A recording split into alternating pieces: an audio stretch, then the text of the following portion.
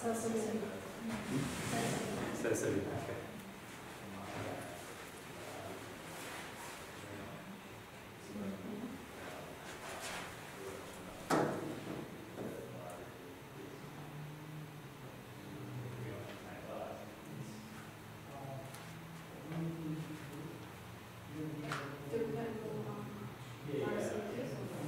Yeah, there's about seven responses, but some of the emails that were sent to parents were rebounded, didn't go through, so that's why I emailed the students to the difference and email me for that as well, just in case. So,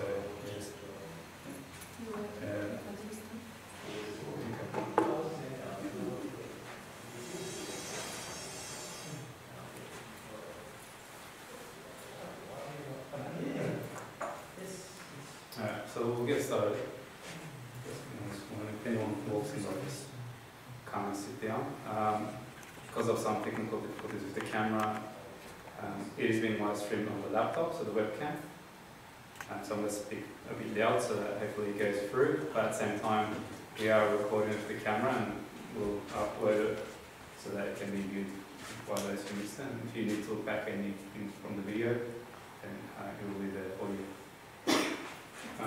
So I'm the SACE coordinator at Pinnacle Colleges, both looking after SACE at Golden Grove and Elizabeth East campus.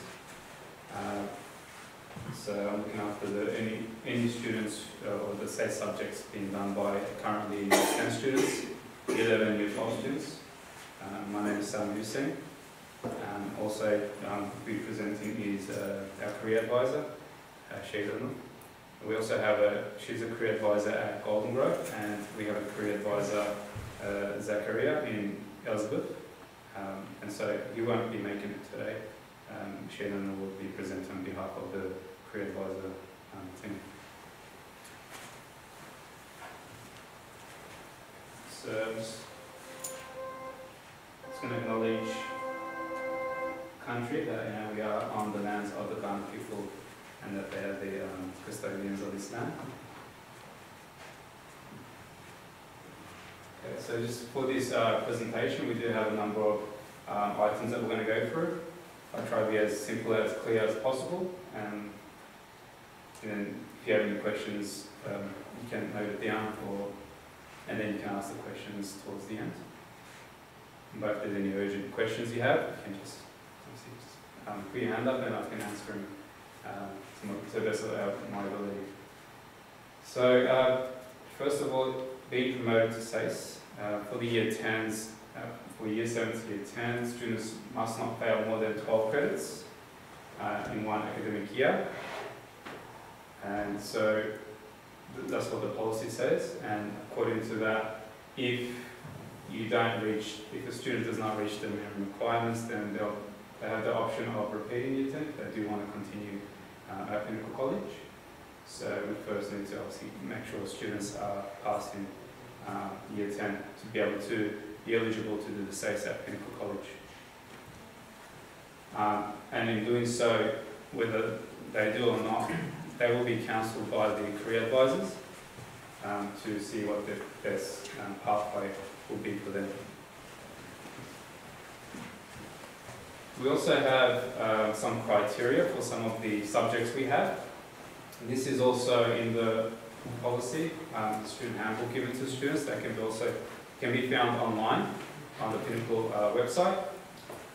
This information will also be shared with students when I give them the session next week. I'll be giving them a hard copy of a Year 11 SACE handbook, and they'll have this information there as well. So what it says is, for mathematics, we do have a couple of 4 types of mathematics. To be able to be eligible to do general maths comfortably, we do require a student to average at least a C or above. Mathematical methods or specialist, pre-specialist mathematics, they both require you to do mathematics, and for students to be able to do it comfortably, we do require them to get at least a B and above for the year 10 mathematics. Now that mathematics is a prerequisite for some courses at university, such as engineering mostly.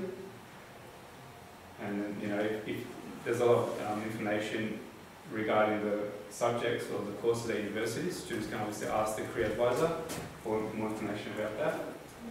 But if we do find that a student does choose a certain mathematics and they're not doing well in semester 1 of year 11, and they don't get the credits for it because they failed, because SACE, in order to be able to get a SACE, students need to pass at least one semester of mathematics in year 11 and year 12.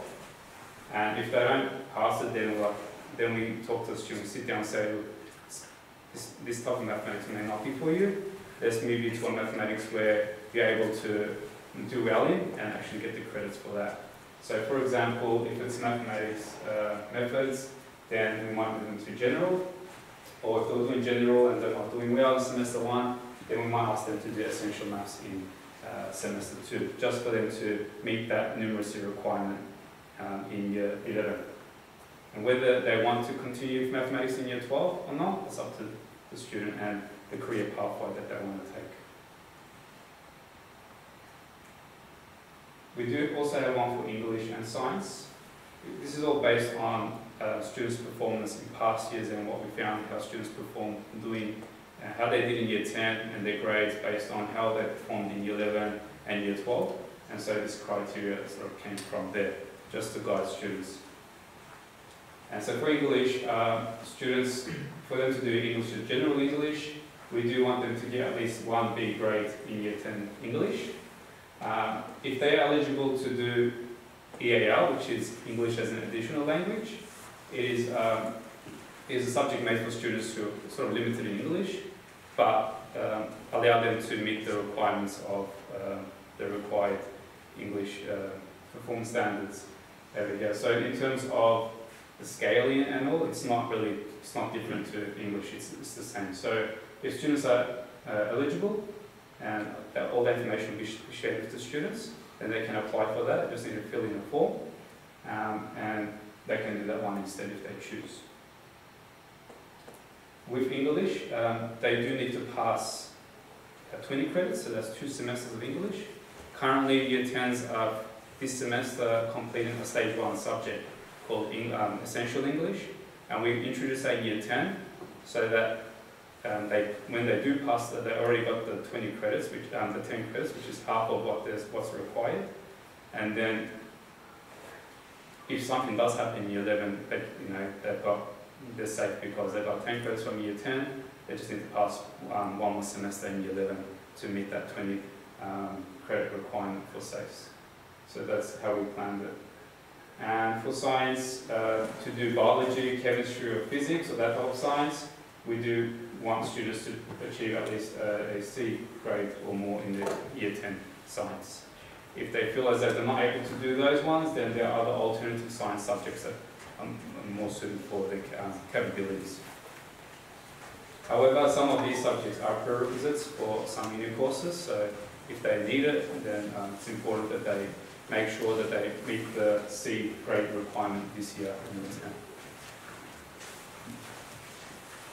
I'm going to open this video that explains what the SACE is. It explains it better than what I did.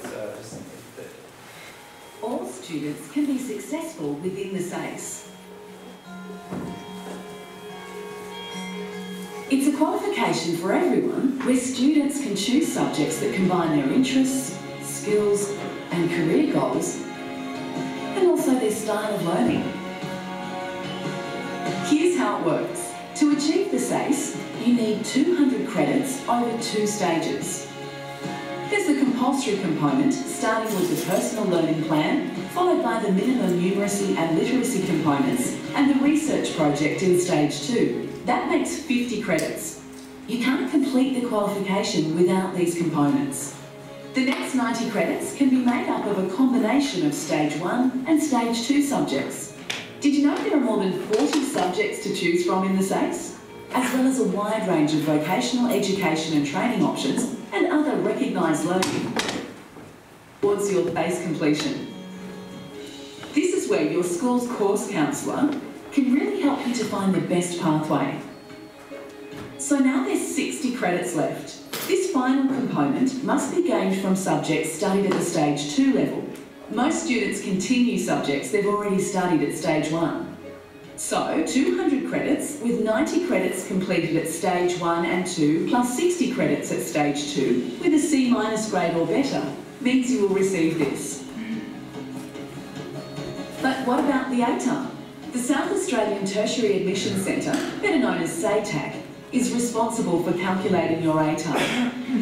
To be eligible for an ATAR, you must study 90 credits at the Stage 2 level.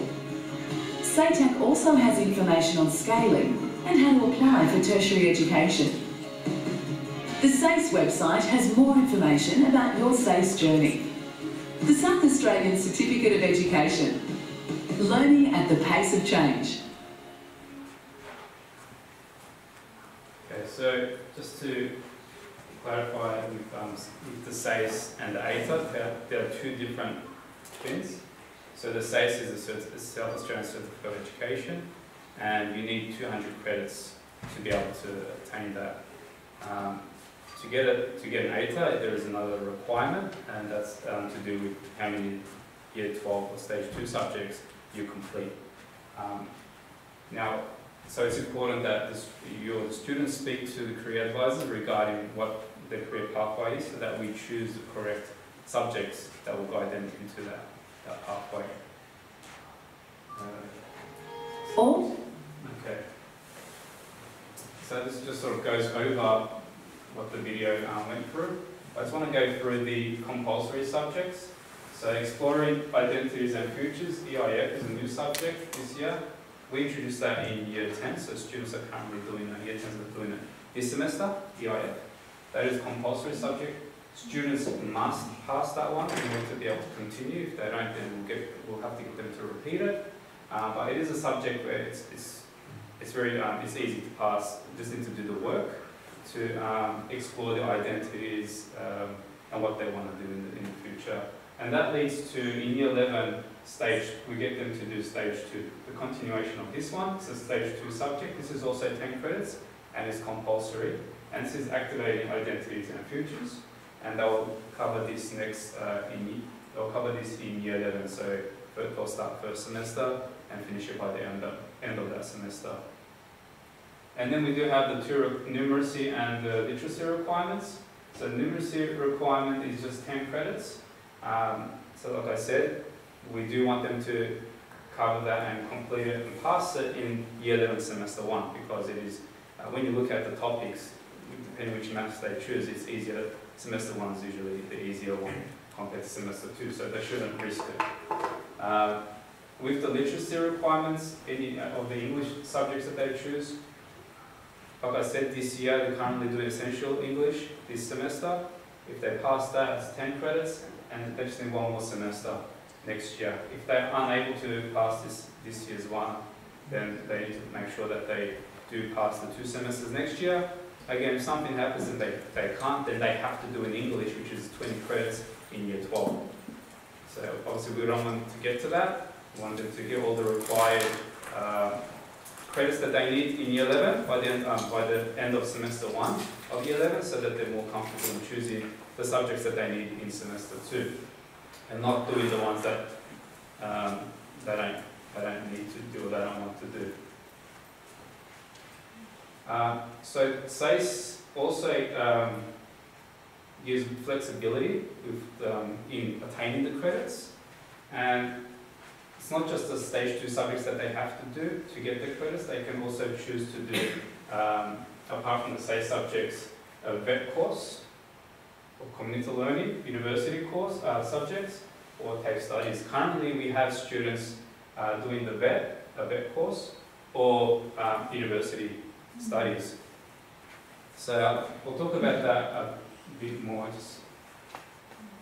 Now with the VET, if the student wants to do a VET course, it counts to 20 credits of the ATAR calculation, and all they need to do is they just need to pass it. If they pass it, what happens is ATAR, when they calculate the ATAR, they get the top 70 credits of subjects, and they take the average of that, and they give that mark to that VET course for the ATAR calculation. So on average, really, it does boost the students' ATAR, depending on how well they do for the other subjects they did in the Year 12 subjects that they did for the Stage 2 subjects. But we do advise if students want to do that to start it in semester 2 of Year 11 because they would have finished AIF. And then these lessons will be study sessions for them for other subjects. And that's when they can pick up the vet course and a vet course that we offer, or maybe one outside of the school.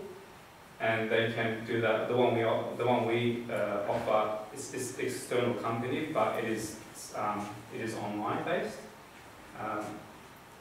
But we do want them to finish it before Year 12, so they don't need to worry about that in Year 12. They just focus on the subjects that they just need to do in Year 12, which will be less than the subjects they would have done if they did not do that.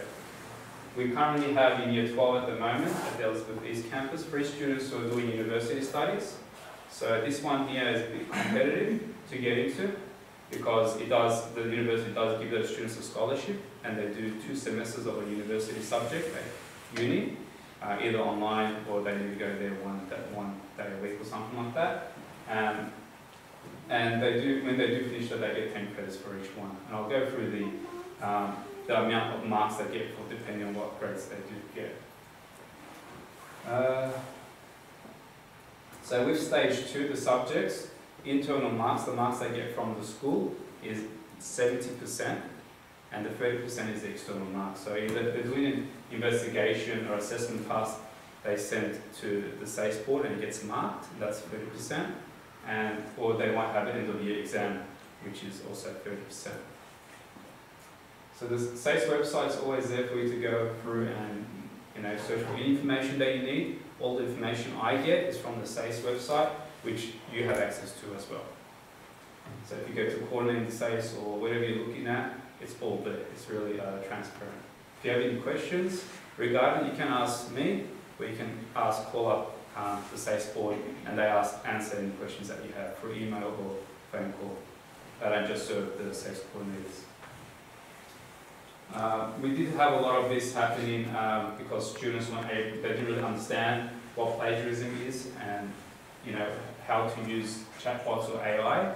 But teachers are focusing on helping students, guiding them on using these properly. Because it is plagiarism is using someone else's work or using your own work for another assignment and using it for the same assignment or working together on an assignment. That's all goes under plagiarism. AI using, you probably all know about it now, but it's still part of the internet, it's still investigating information, it just maybe saves them time in finding what they need, but just getting that information, processing, understanding it, and then writing it in their own words. It's not, and then if they do want to reference it, SACE has a referencing guide for that as well. And the way that works is, it does, if students are called and obviously they did not put in effort and they just copy-pasted, then it is a breach of rules, and when the marks are put up, they're put up according to that.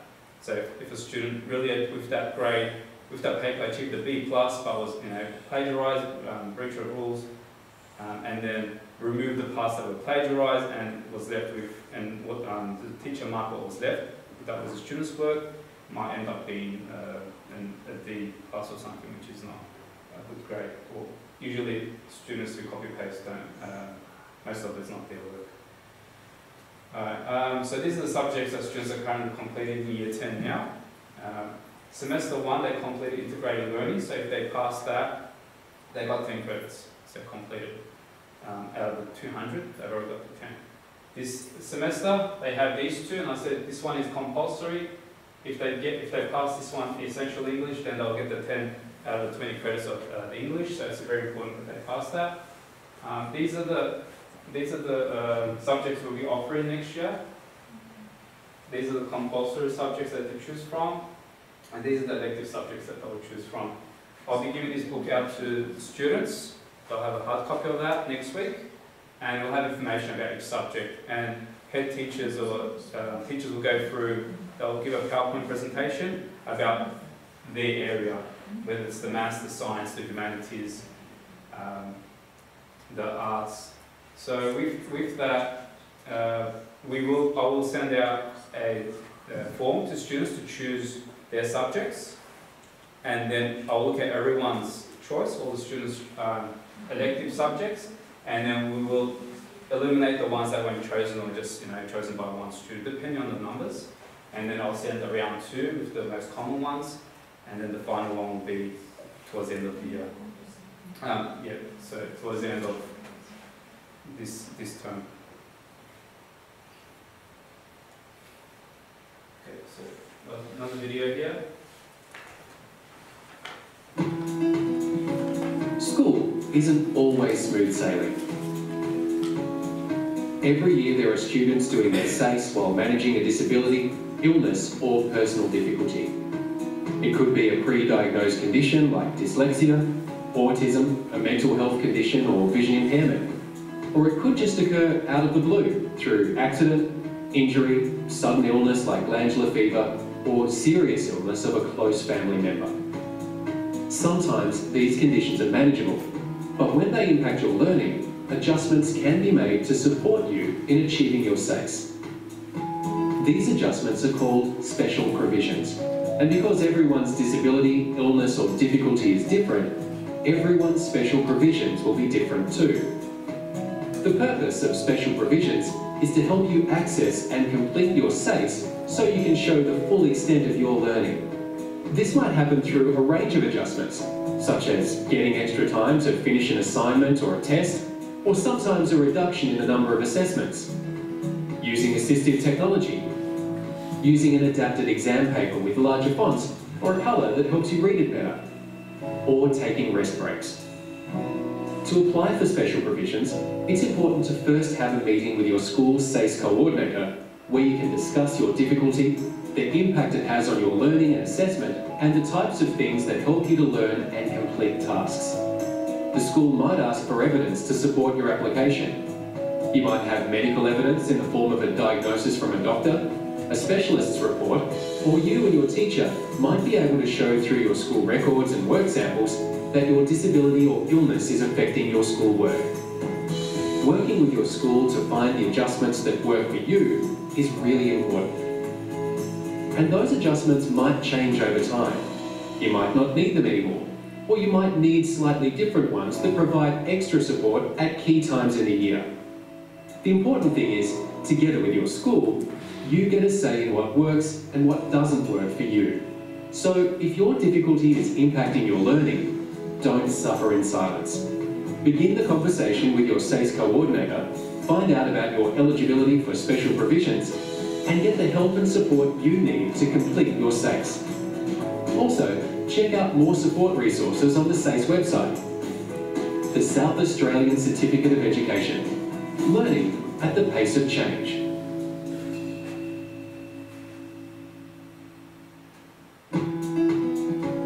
School is... Okay, so with this one, if a student does need an extension for an assignment, it's because they need to move houses or for any reason they got sick or anything like that, there is an online extension form that they fill in. There's a link, they should have it on their Google Classrooms at the moment. They fill that one in. This one is a bit different. So if it's just a one-off, they can fill that in and submit it, and teacher will assess it, give an extension. If they approve it, I'll be notified of it as well. With the special provisions, if it's a student who needs it regularly, extensions, rest breaks for assessments and all of that, then they don't need to fill in those forms. We record it, and I notify the teachers. SACE notifies the teachers about it. They all so we're sort of all on the same page, so the student doesn't need to constantly fill in forms for any extensions or anything like that, depending on what they need. So they're just separate. I just wanted to clarify that. Next one. The end of year exams. So because so in year 11 we do have end of year exams. That's usually held in week 7 of term 4. That means that students will finish in week 6 and then they have the exam in week 7 and then they finish early. So week 8, week 9 they don't come to school. So year 11's finish early. So we only give exams, end of year exams to year 11s for those subjects, the year 12 subjects that have exams as well.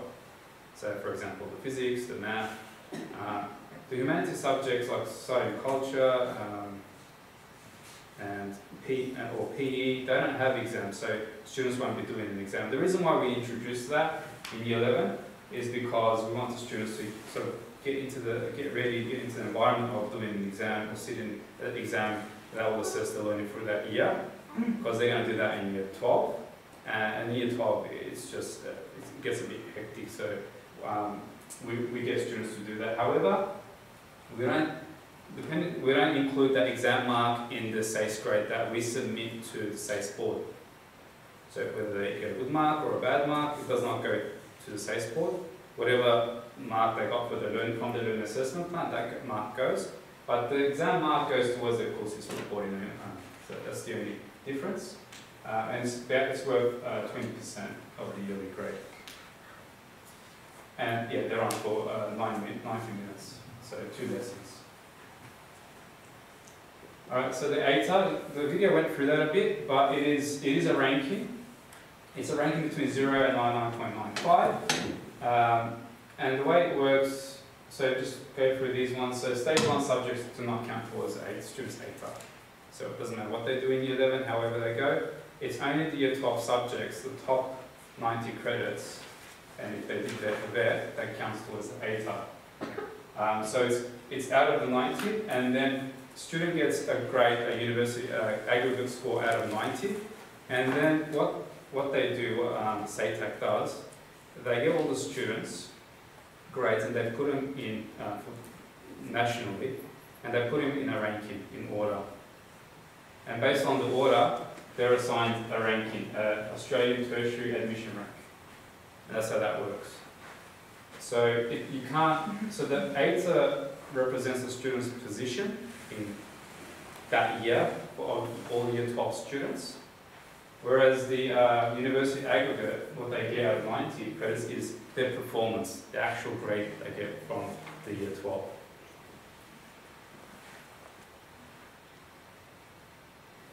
So, for example, the way the ATA is calculated, so we have, so out of each subject is out of 20, except for the last, because they're 2, 4, 6, 8, and then 90, so research project is changed to AIF. That's changed. So if a student gets, so these are the credits, if they get this grade, that corresponds, and they scale score they got based on that grade is these values. So what they do is they add up these values, and then it's add up 90, and then based on the ranking, they say in this year, in 2015, the ATA for that mark, for that UA, corresponds to 74.8. However, last year, for that mark, that grade, that university aggregate, it was, ATA was correspond to that, that value there. So it changes every year. It all depends on the performance of the year 12 students that year. Okay? So it changes. Another example, these subjects, these grades, 76.3 in 2015. In 2023, so if you looked at it, that was higher. A student who got that would have got higher in 2023, but just a bit lower. So it changes, it just depends on that year. And another example, this one here, so with this one, the research project wasn't used in this one because the student did an extra subject because they didn't like the research project grade, it wasn't high enough. And that's what students might do. Yeah, when they do get there next year, they'll be doing AIF, which is the new research. It was called research project, but now it's going to be called AIF. They'll do that. They'll get a grade at the end of the year, and they say, "Oh, it's not good enough for me. So I need to pick up another year 12 subject just so I can get a higher grade," and that can be counted for the ATA calculation. So SATAC will always choose the best marks. If it's higher, if that's higher, they'll use that. But if that's higher, in this case, half of that was higher than that, so they use the English grade. That one, the 10 credits. Because that's 20 credits, they do 10, so they half that. So we can look into that in more detail with the students later on when they choose their subjects. So how does vet work? If they did a vet course, say a certificate in business, that's the one most students do. So what it does is, these are the grades the student got for the year 12 subjects. You don't get a grade for vet, you just pass or fail. You pass it, and when that happens, what it does is it gets the, look over here.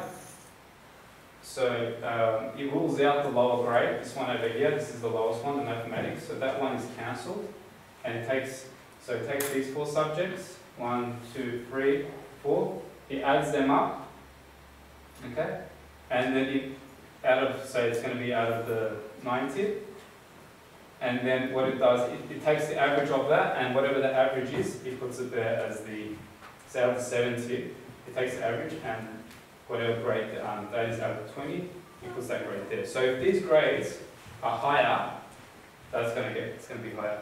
If it's lower, then this grade's going to be lower.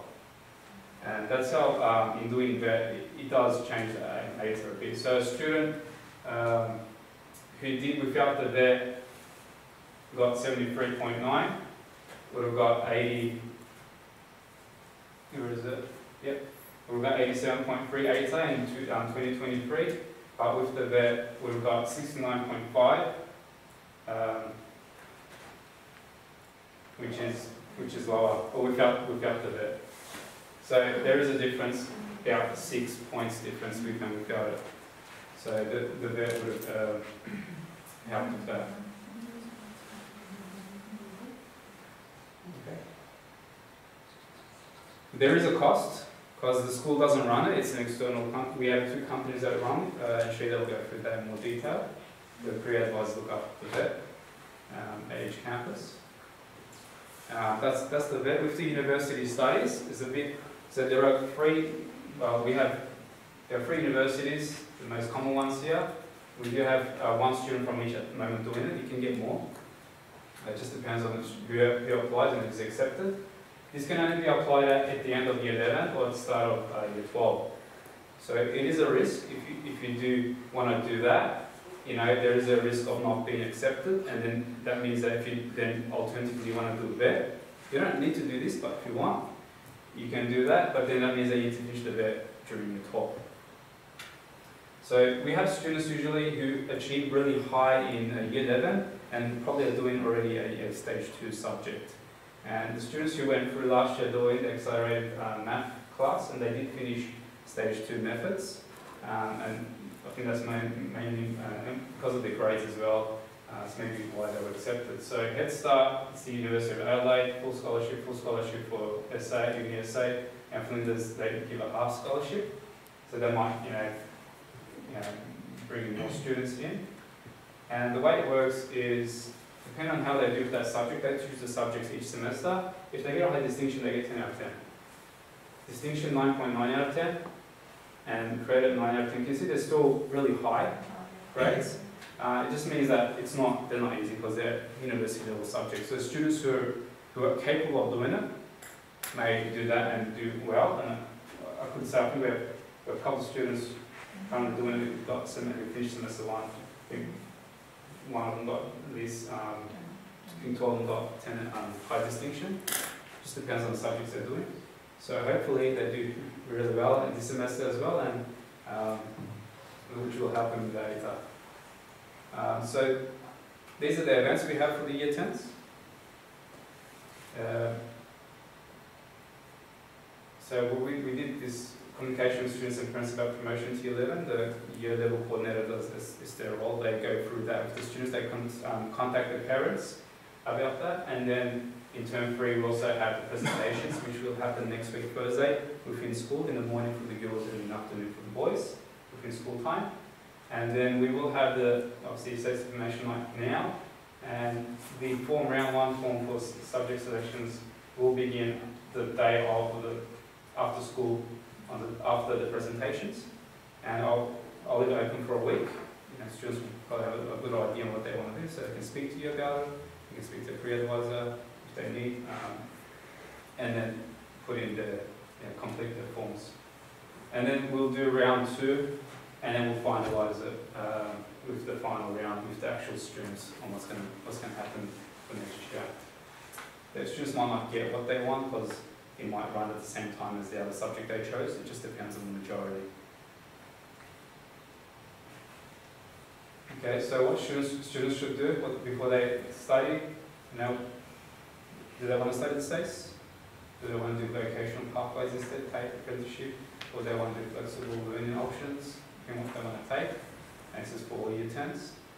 Do they want to, what's their study interests? Or do they want to study uni? They want to take the SACE path, or they can take another path, for example, a diploma and they go into university from there. There's different ways of getting a lot of pathways for students, and obviously they can consult their career advisors for that.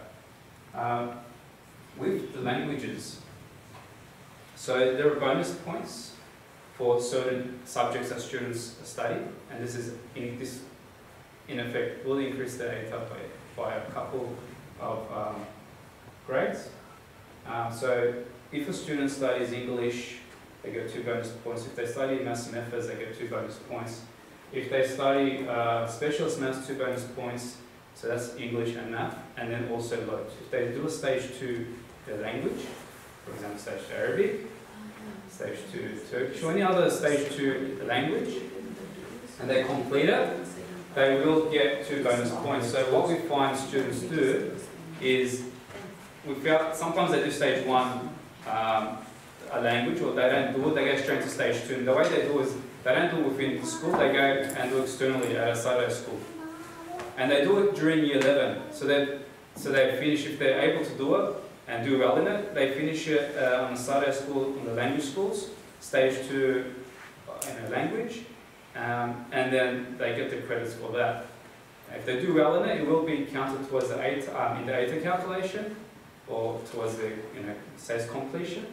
And then by doing that, they also have one less subject to do year 12. So I find that we used to have, we will offer stage 1 next year, but students in year 11, they want to do stage 2, and so they do it externally. That's what we find students, that's the pathway they've gone. They do get 2 bonus points, but it's a maximum of 4. So if you did English and Arabic and math, that's 6, but they don't get 6, they get 4. If they just did English, then it's just 2, they get 2.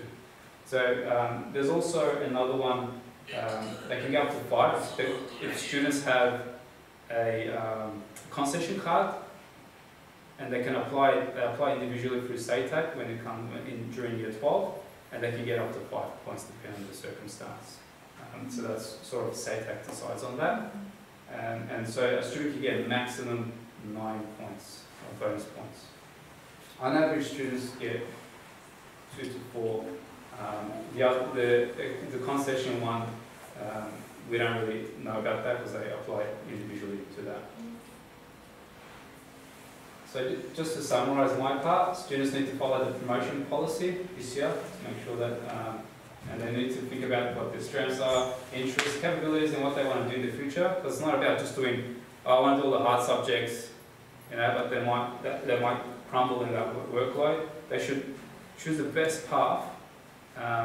Even if they don't, for example, if they don't need a certain subject, it's not a prerequisite, and to say mathematics, and I tell this to students as well, then there's a general maths. They don't need mathematics as a prerequisite, then they should do general maths and get a higher grade for that, which will help them with their ATA calculation. It is a smarter way to approach it. That's why it's important that students look at what they really want to do, what their options are, and choose the best subjects, but the subjects that will benefit them at the end.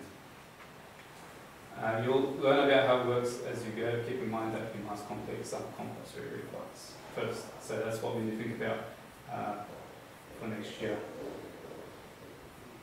Okay, that's my part. If you have any questions, I can answer now, or otherwise I can answer it at the end as well. It's up to you.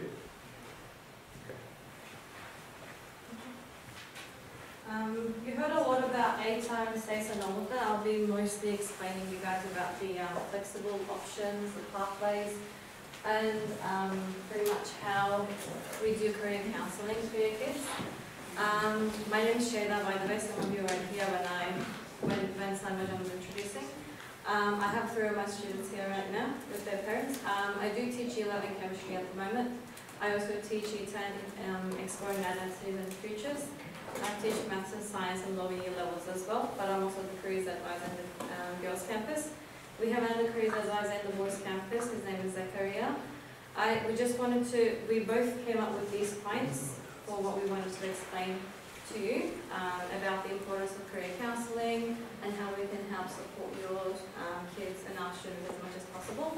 So pretty much what we do is we try to support your child's future as much as possible by advising them on future career pathways, different ways to go into different degrees, and if they are not able to complete SACE and get an ATAR, then we have other pathways that we can obviously advise them on, and then some of those pathways again take them to uni degrees with a diploma, or sometimes with a bachelor's and undergraduate degrees as well. So I just want to explain that a little less quickly.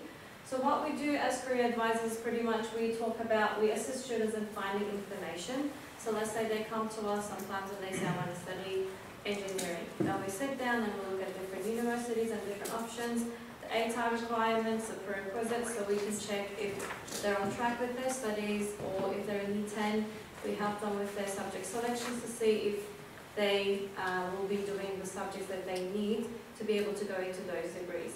Sometimes we also advise them on being as flexible as possible or having some backup plans to make sure that if what they plan doesn't work, at least they have a backup plan to make sure that they go onto that track again.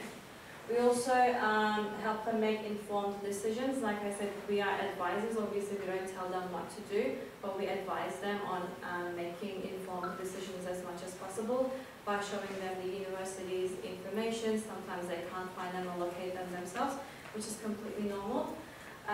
We also guide them to build suitable pathways for themselves.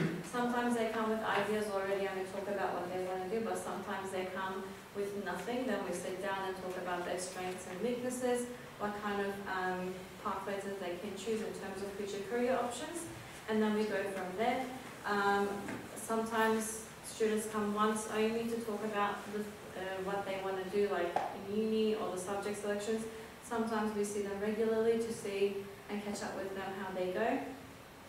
We also work with you guys as parents and also students to make sure that we have a wholesome approach in terms of supporting your students, because I know most of you are probably a bit anxious about SACE and getting an ATAR for your kids as well, which is completely normal. We understand that, but if we work together with the SACE coordinator as well and also the teachers at the school, we try to make sure that we support them as much as possible from all angles. So what we did so far, I just wanted to show you. We are inviting university representatives to come to our schools. So far we invited Uni Adelaide and Uni SA to talk about their programs. I'm not sure if you've heard about it, but they're merging as unis soon. So by the time that the current Year 10s have graduated, they're going to be merged as a uni, so they're just going to be one uni. We also have Flinders Uni. We did a day out to go to Flinders Uni. The students tried out different degrees and they get to do hands-on activities as well to see if that's suitable for them. We also went to Space Centre, so we try to make sure that we go to different areas for different students with different interests. We did go to a Careers Expo as well. That one was also pretty beneficial. I've heard really good feedback from the students when we went there. It was I think for us, it was Year 10s and Year 11s. There were so many people from different unis, different areas of work. They did explain it much better than us, obviously. So it was good for them to learn it from the people who are in that work field. So we do these kind of stuff too. We also will have someone to come and talk to students soon from TAFE as well to explain the possible pathways through TAFE. So pretty much what we do in our sessions, we just, obviously sometimes you probably hear your kids are coming to career counselling sessions, but you probably wouldn't know what we do in there because it's usually a one-on-one session.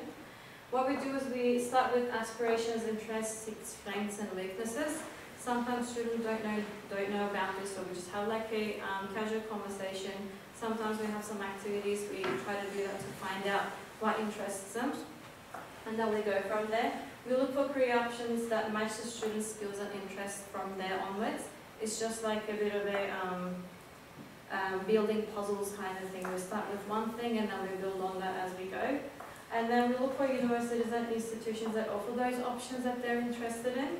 From there we talk about possible pathways, SACE and ATA, also TAFE and VET options, which I'm going to be explaining later with VET. We also then schedule a follow-up session usually to check how they're going, because these things obviously take time. Sometimes things change, sometimes students change their minds. Then we sit down again and talk about possible options from pretty much square one. We start from the beginning, we talk about everything again, and we see how we go. Sometimes we need to inform you, especially if it's something, if it's like a really serious decision about a student's pathway, then obviously we involve you in that process as well. Do we have any questions so far about that? This is one of the things that we wanted to discuss. We have a lot of students who want to study medicine. This is one of the popular areas. There's two options. Some of the other degrees, not just medicine, have these kind of options as well, but I would just want to use this as an example. So let's say we have a student who would like to go to medicine. They have two options. One of the options is going to finish SACE, getting an ATA, and then studying for UCAT.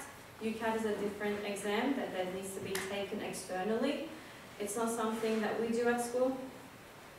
In saying that, there's external tutoring and courses available for those, because that's a different kind of a test that tests their ethical thinking sometimes, social and emotional thinking as well, not just a knowledge-based test as well. So it needs to be, at least I think it's a better thing to get external tutoring for that one. But regardless, let's say they finish U12, they got a good ATA, they got a good UCAT, and then the unis usually do interviews. And if they get into uni to study medicine, that usually takes around 6 years to finish medical school, and then they become a GP. But there's obviously internships in that 6 years as well.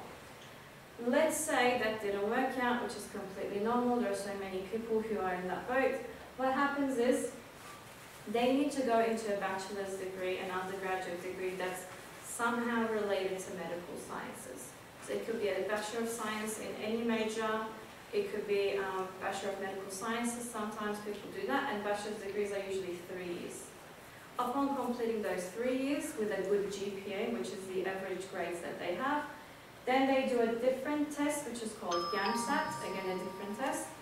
From that GAMSAT score, the GPA from the program, and an interview again, they can go into a thing called Doctor of Medicine. It's like a postgraduate degree. Not a lot of unis offer that. In SA, only Flinders Uni is offering that right now, which we learned about when we went to visit Flinders Uni. There's also, only in SA there's only Flinders, yes, but there's also interstate unis like University of Queensland, University of Sydney, University of Melbourne, etc. So obviously if a student really wants to study uni in medicine, then these can be things to consider as well. But this is just one degree. But all I want you guys to know that this is, like whatever they do, whatever your kids want to do, there's always flexible options. Sometimes when we talk to parents about TAFE, they usually think, oh, my kid's not going to get a certificate from uni, we want them to go to uni, which is understandable, my parents will do the same thing. But there's so many pathways through TAFE that goes to unis, and once they go to uni, they study the same way with the rest of the people, they get the same certificates. So it's not the end of the way, okay? I think the next part will be VET. Simon talked about VET a little bit, but the only thing is, VET is pretty flexible. So many students are already approaching me from Year 10, but we usually don't recommend them to start from Year 10. We usually say 11th, second semester would be the best time to start it, because the first semester is a time that they have to do the required subjects, like research project that has to be done regardless of the others. It's a research project, 1 semester of English, 1 semester of maths. They have to complete these. And then the next semester of second semester of Year 11, they usually have 5 lessons of free time-ish, because they're going to be done with their research project. Then we say, okay, you can use that time to do your wet, because wet is usually self-paced and delivered online. Which means that because they're done externally with an external organization, it's a registered training organization. We work with 2 of them. I'm going to explain them in detail in a second too. We don't have a lot of say in what they do. But obviously, we'll send you usually a monthly progress tracker when your kid starts the wet course. But there's a deadline, so they're usually 12 months. In those 12 months, it's completely up to the student when they're going to finish it. Because it's self-paced, it's not for everyone, unfortunately. It requires a lot of self-discipline as well, because usually what happens is, I have time, they leave it to the last minute, and then when last minute comes, because with U12 studies and everything, it becomes too hectic. When they wanted to use wet for their benefit, sometimes it acts as opposite. That's not what we want, obviously. That's why we want the students to consider that, the parents to consider that before starting wet. But obviously, if you want to do it, we can't just tell you and be like, no, you can't do it. It's your choice, but it's also our job to advise you on the realities on wet as well. We do check about the progress, like I said, but it is student responsibility to successfully complete that wet, get those 20 credits to help it with their ATAR calculations. And also, Cert 3 is pretty much a Stage 2 level subject, which means wet is not easier than the other Stage 2 subjects. That's a common misconception. People think, oh, wet is easy, I'm just going to complete it. It's not like that, unfortunately. It is still a Stage 2, U12 level knowledge that they're learning, but also it's self-paced and online. So we have 2 RTOs, registered training organizations, that we work with. Foundation Education is the first one. We did post this on the E10 Google Classrooms. I'm sure Elizabeth did the same thing too. We did it with the 11, but I'll post this for E10 as well. So what we do is we have 2 registered organizations that we work with. The first one is Foundation. They both do the same courses. They both have the same code. You can check them as well. The only difference is, obviously, with the money, the fees. So this one is much cheaper than the other one. This needs to be paid to school. Once you pay the money to the school front office, and they notify us, and then we get the enrollment form, and then we start the process. But the payment needs to be made for us to start the process. With this one, it's usually pretty much, again, delivered online, self-paced. It's up to the student. There's not much of a tracking happening from them. With Sutherland Training, we partnered with them this year. They made us a huge discount as well. They have payment plans too. We don't deal with this payment, right? We don't deal with Sutherland's payments at all. It needs to be done through them with the links, with the applications as well. The good parts about Sutherland, I think, is that they have different parts of Certificate 3 in business. So not just business, but sometimes they have specialization in admin work, medical administration, customer engagement, so they're different. If you want to be maybe specializing in those things, then obviously this one has that, but Foundation doesn't. This one is a bit more expensive than the other one, but it comes with that because it has a perk of, it has a bit of a more checking system kind of thing. They do check on the students and see if they're on track. And then they do have connections, communications with us as well. In saying that, I haven't done that yet with them because I haven't had a student start at Sutherland yet, but that's what they offered us. That's why the fee is a bit higher than the other one. But essentially, they're both the same certificate. They're both the same course.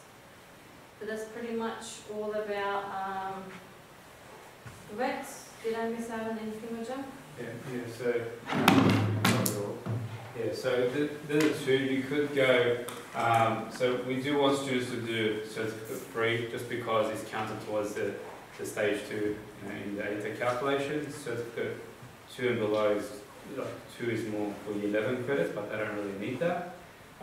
They do give about 60 to 70 credits, that certificate itself, because of the hours that students put into completing it. So, for example, if a student finished in Year 11, a vet course, 20 credits will be counted towards the ATA using the ATA calculation. If it was 70 credits, then the 50 credits will be used for the rest of the year 11, stage 1, stage 2.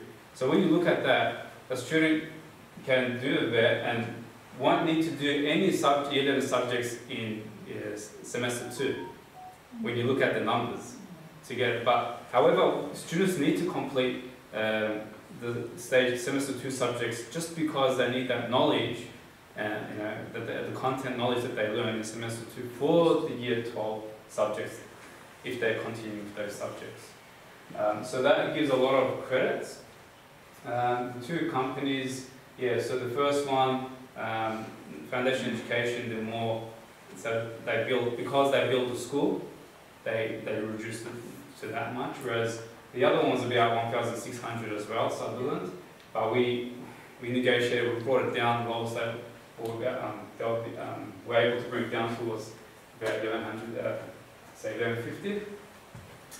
But they do, what they say is we don't, like the school doesn't deal with anything, they just, the student applies and then they call, check up on the student, and then if they need any support, they'll support them in if they have difficulties, anything like that.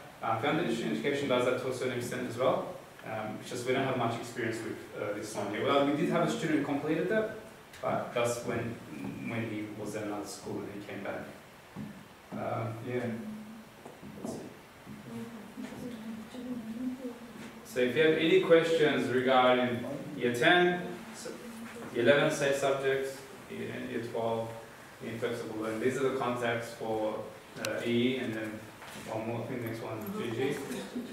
Yeah. So if you do, we will hopefully share this with you, these slides, so you can have access to them. But if you have any questions now, please do ask.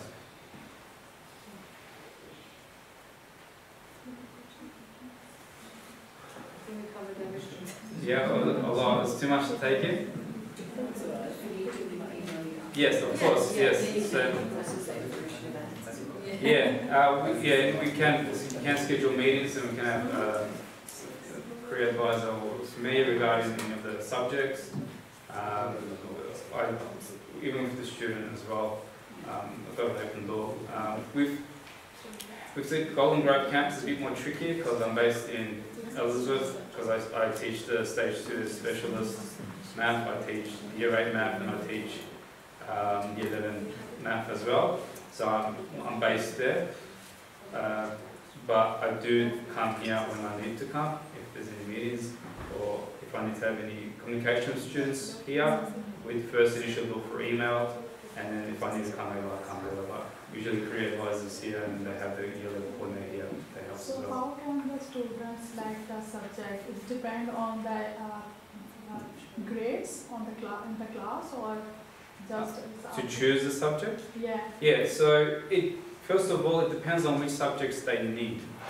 If they want to do a certain course at university, the course says you need to do this subject, for example, physics, or biology, or chemistry. One of those you need to do. So the student will choose one or more of those for the year 12, or for year 11 subjects, because they need that knowledge to begin with. And then if they don't need any other subjects for that course, then they might choose the subjects they're more interested in, or the subjects they believe they'll get a higher grade in.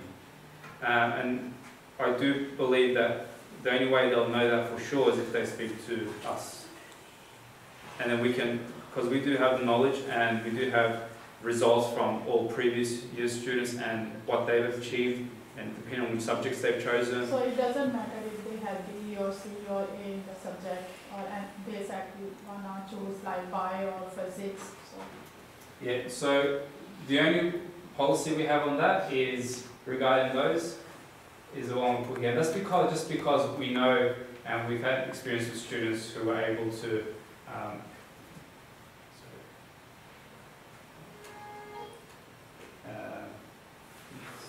the previous one. This one over here. So for the mathematics, just go through it again. To do the mathematics, year 11 mathematics, that will get you into mathematical methods or specialist mathematics in year 12. We do need students to get a B in year 10, a B or above. That's a B is depending on the grade breakdown, about an 80 and above. For them to comfortably do it if a student got, say, 75 and they still want to do that math because they need it as a prerequisite for university, it's a bit of a risk, because if they weren't able to get a certain grade in year 12 and year 10, then they may not be able to do well in that year 11 math and may not pass and get the credits, the compulsory numeracy credits they need. And then if that happens, then we move them to one that they can actually do general math. And then if it was a prerequisite, the methods was a prerequisite, then we'll say, okay, you might need to change your pathway or seek another pathway to get into where you want to go, so going straight into it. So just, yeah, that's why year 10 is very important. I had a session with them last term, the year 10s, regarding all of this information in class. So they can actually, if they need to pull up the socks and, make sure that they get in the grades that they need to, for the compulsory ones, that they do.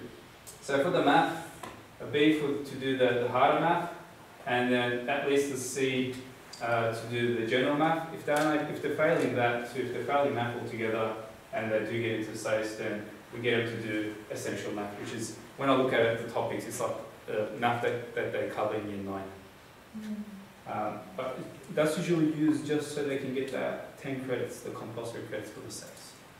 And then with the science, to do the biology or the chemistry and physics, we find that students, if they get at least a C grade for their science, then they could be able to do those ones. We can't say how well they'll do, but they should be able, they'll pass. If they're not getting a C for science, then there's nutrition and psychology, there's sciences as well that would advise them to do instead.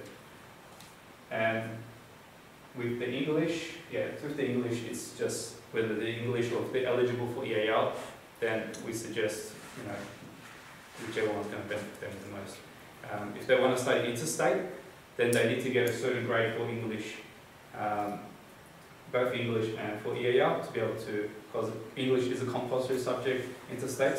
In South Australia, if a student doesn't like English, doesn't want to do English in year 12, they don't need to. But some course, if they want to go interstate, where English, Victoria, Sydney, where English is a prerequisite, then we need to make sure that they do it in year 12.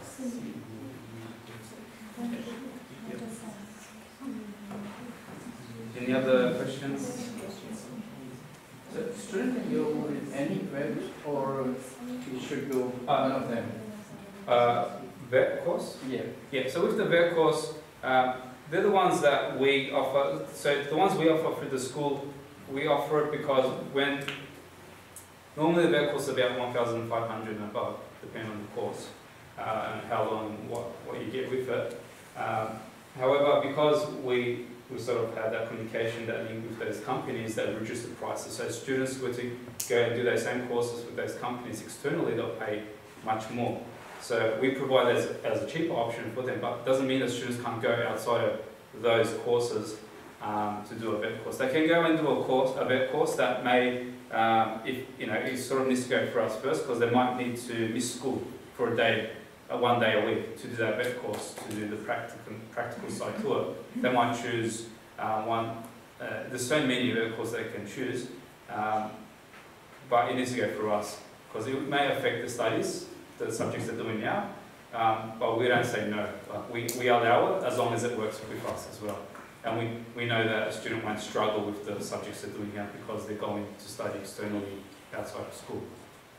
And when any student can start with that? Like Yeah. in year 8 or 9 as well? No, they won't be ready for that. I'm not sure if they have an age requirement. But Cert 2 in, I think, VET courses is equal to year 10 level studies, and Cert 3 is usually 11 and above.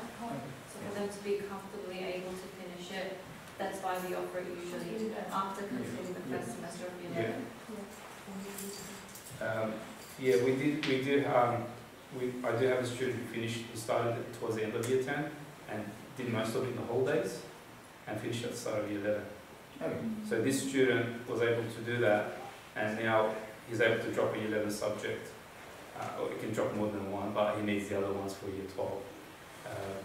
But the thing is, it was a heavy load for him, because he's doing stage 2 Arabic externally on the weekend, and he did his VET already, and he's doing AIF research project, which is compulsory subject, and it's doing 6 subjects on top of that. So, you know, it's the research project is a year 12 subject, and if you get a good grade with that, then it will be counted towards your ATAR. If you don't, then you have to pick up another subject. So it's you need to the students to think about their load to be able to achieve the highest possible grade that they could for those subjects, because it can be counted towards their ATAR. Any other questions? Okay. So yeah, later on, if you do have any questions, you can email us. If you stay behind to ask us individually, you may. And hopefully this has been informed. This information has been beneficial. And there's a lot of information taken, but you can always revisit it and ask us when you need. Do any of the principals want to say something? Before we dismiss everyone. I would say, yeah, it is the 5th time I'm listening this PD. Yeah, we do have sessions for year 12s. So like every year we have sessions just to recap everything, because it just gets more important each time. So you know, we choose a subject, but now we need to choose the correct ones and then see what the possible outcomes will be.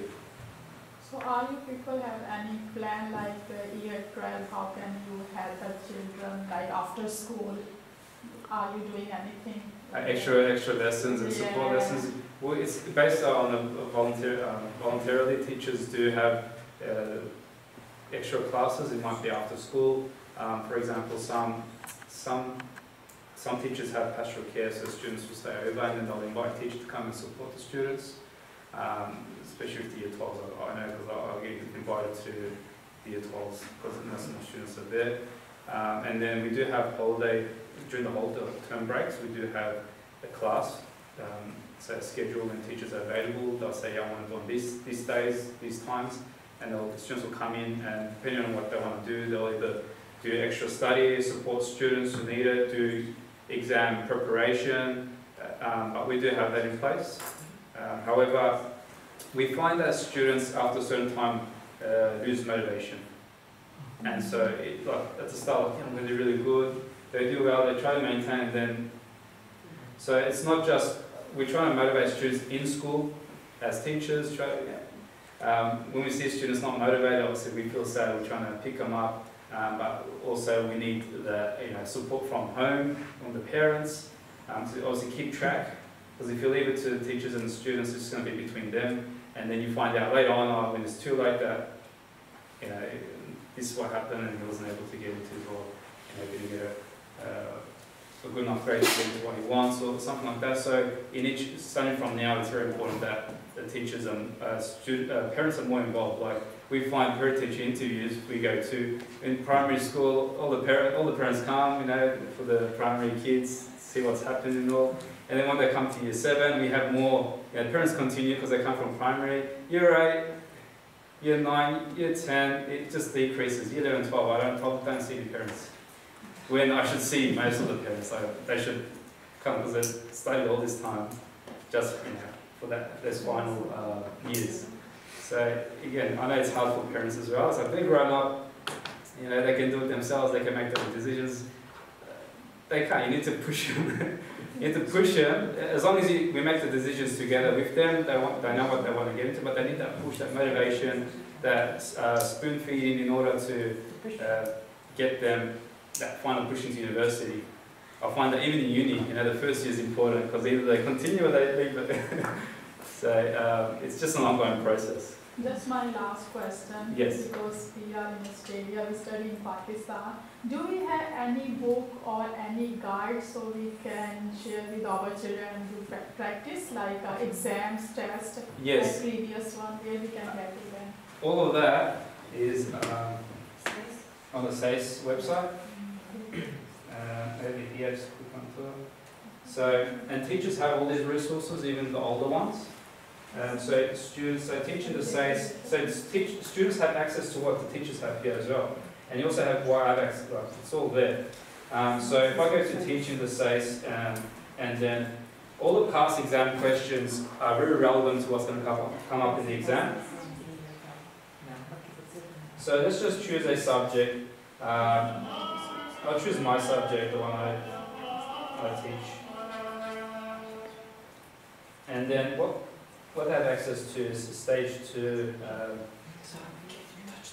support documents. Sorry. So it's all in the support section, support material section. This is what teachers have access to, what students have access to. We have assessment task examples. We also have past examinations and advice papers.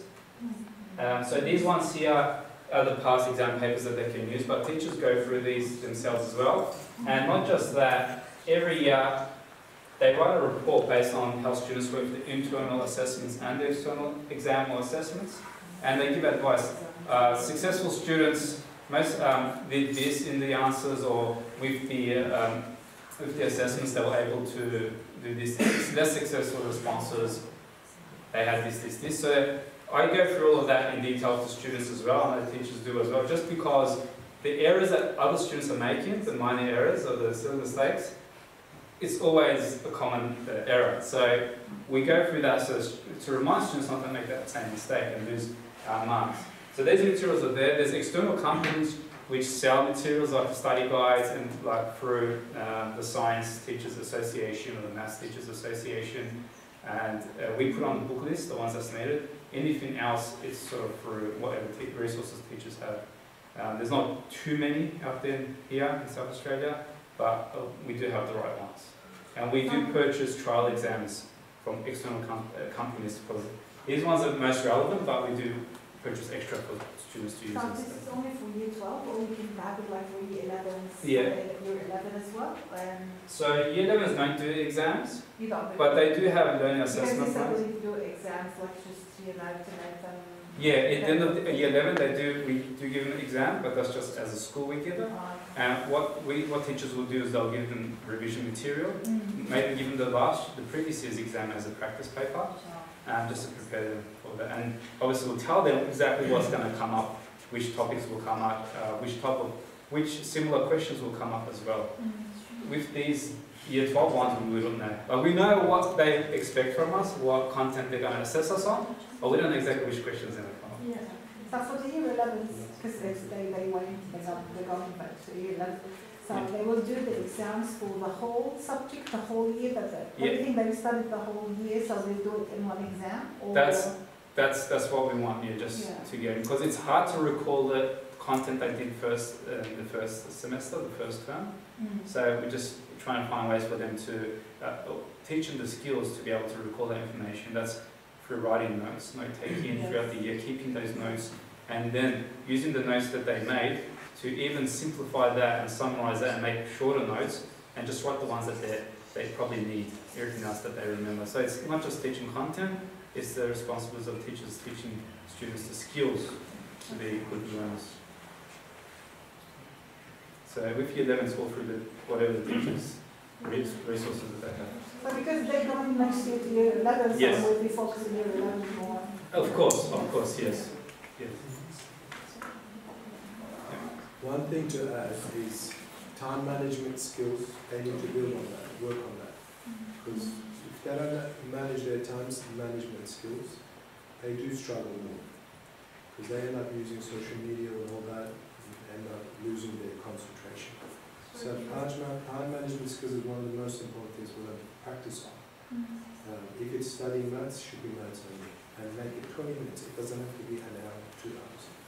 I think focusing is important. Time management skills. At least half an hour. So a lot of students procrastinate, leave it to the last minute. A student has, from year 8, year 9, they build their work habits, study habits. It's sort of set in stone when they get to year 11. It won't change in year 11 and year 12. So I'm going to pick it up, it does not happen. But we might have the exceptional student that already had it in them and just, somehow it just happened. We call that a miracle, but it does not happen. So year 10, even though it's not too late, we do want them to build those study habits are very important from now. So even with the UCAT, I was going to say with the UCAT, there is an online program where they can subscribe to, and they do the questions, and they obviously they see what their grade is, and they can try it every year for the UK, year 10, year 11, and when they get to year 12, they've rebuilt those skills to be fast thinkers and answer those type of questions. So if they're thinking of that pathway to start with the UK now, like when they can. But yeah, study habits are very important. This can't change after. Yes, the good thing about the SACE actually, for example, from year 7 to 10, we can play with the number of the assessment tasks, the type of the assessment task.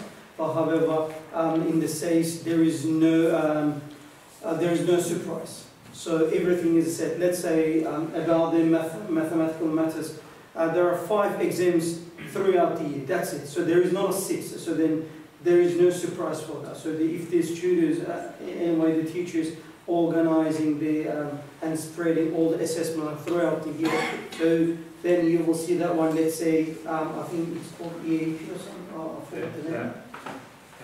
LAP, yes, a learning plans. Assessment plan. Yes, and you will be able to see how many assessment tasks or how many investigation tasks over there and what the percentages are. Everything is very set actually. So then it is shared, and even we use the same website, and even the teachers are using the same website. Even some of the questions, we use the past questions, but because of the investigation, it is your individual answers. So then you need to write your own answer. So yes, there are some samples over there, but then you need to write at the end.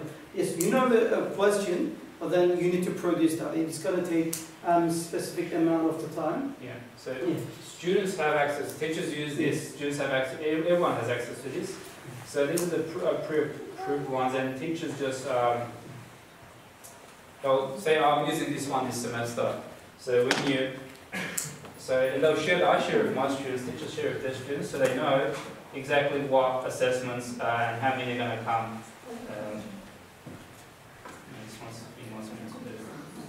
Accept that. Let me just open that again. This time accept it. Yes, later. So this is what it looks like. So for example, skills and application tasks, that's just a topic test. There's 3 each semester. That's 75%, and there's 1 investigation, which is 25%. And how many pages, how many minutes, if it's supervised, what's assessed. So we look at it, it's like 25% each for 1 semester. Like students have access to this. Usually teachers sometimes change this or they don't. There's a lot of examples out there too that the students use, as long as they don't plagiarise. So it's all 1 semester's work already set there, and you have that for each subject. Thank you very much. Thank you for coming. If you have any further questions, you know where to find us.